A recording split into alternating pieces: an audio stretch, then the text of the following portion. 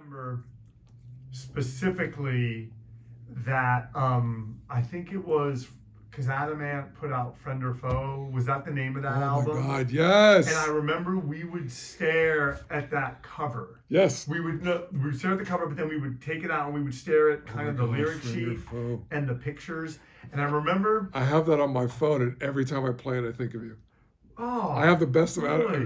best of Adamant on my phone. Every single time I think of you, because the first time I heard that album was with you. Well, but I remember sitting with you in your room, and one thing I always loved about Albert's rooms was the two beds, because we could sit across from each other. Like I'm just saying, you had a great room. Well, I'm saying it was constant comfort. Albert had a great room. But I remember looking at that, and now I'm sure this was just some sort of a printing thing. But they show Adam, and he's in like a cutout, and he's like walking across stage. And I remember trying to tell you, I was trying to convince you that he had a booger in his nose. And you're all, I remember you were like, no, it's just the printing. It's the way that this got printed. It's not.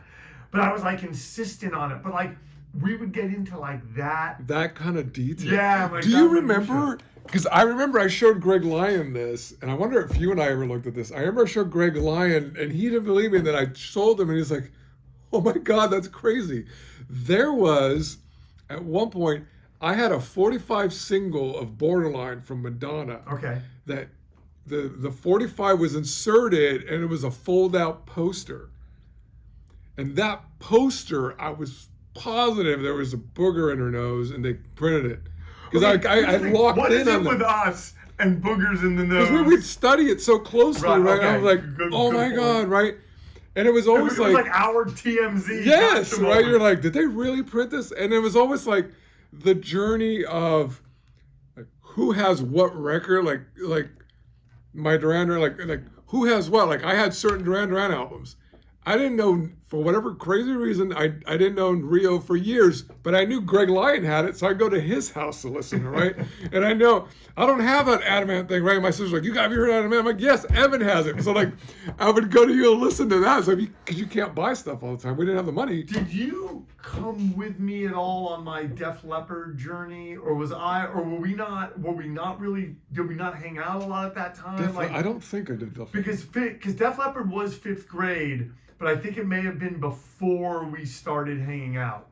And I think what happened was I started hanging out with you, realized you guys weren't into that, and I was like, fuck Def Leppard. Which is crazy, because I would have, I think, gone down a crazy metal glam path, but I liked it years later, which is funny, right? Totally. Yeah. But I always felt you guys and the music that I followed with you guys was deeper. Like just in some way, like I don't know what it was like.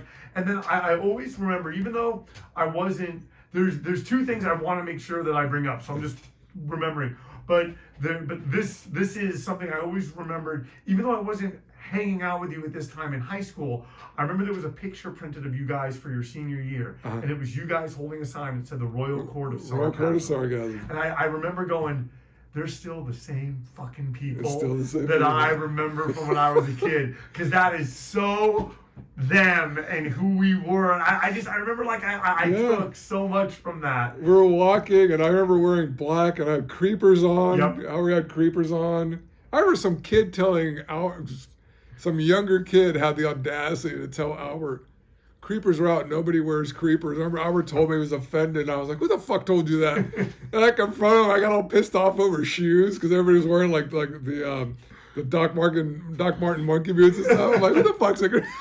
Which funny, right? Crazy is it back at those times, those Doc Martens weren't easy to get. No, you guys should have all been friends, because creepers, Doc Martens, it's come on. Yeah, it was like a whole thing, right? And they're like, oh, people, right? And then you remember when? So there's still stuff I got to go back to talk about your house. But do you remember? I remember being in high school, and there was so much about the music you were into that was such a part of your identity. Mm-hmm.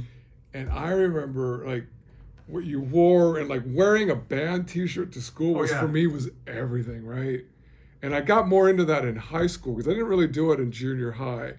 But like finding creepers was a big thing, like saving up to get creepers and getting somebody to drive you. We used to go to the electric chair in Huntington Beach to buy them, right? Because I was Maine, like, yes, kind of going right, yeah. and we're like, yes, right? It was a big deal. But I remember there was people that were like, there was so much like music was tied to the identity, and there was like these like younger Mexican kids that were suddenly into Morrissey, but they didn't know his backstory.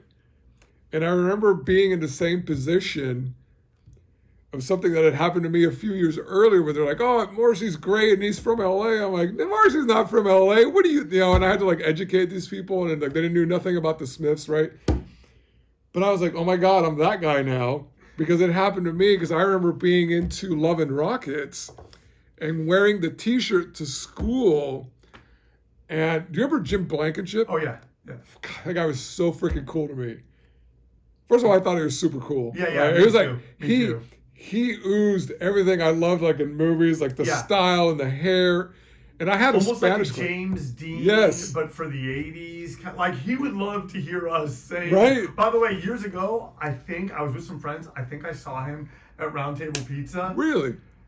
And for whatever reason, I was just scared to just go, even though I'm sure you would have loved to have, at least I'm hoping you would love to have talked to me. But continue. So I had, I want to say it was some advanced Spanish class, right? Because I spoke it. So I got moved up. So I was like the only freshman in like Spanish 3 or something. And I remember I wore that, and at first he like teased me. He's like, oh, he's like, do you know where that's from? And you know, the whole poser thing, and I didn't know the whole backstory. Right. I'm like, oh shit, now I'm the poser guy, right? I can't ever wear this shit again. You never. Like, what? I'm like, I just got into this band. How do I not know this? And rather than being like this total jerk, he went home, Evan, and made me a tape of all this Bauhaus stuff.